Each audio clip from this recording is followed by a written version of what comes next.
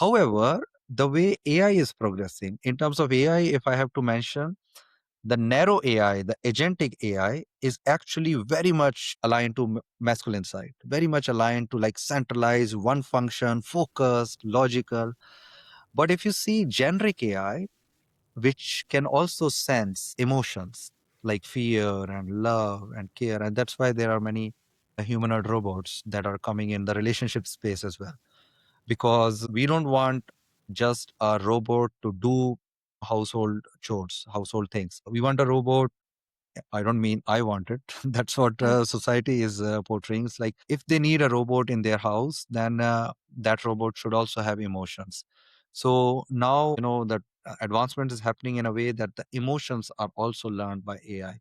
So that's why the robot is covering both the masculine side as well as feminine side. And by this example, you can learn about your nature as well.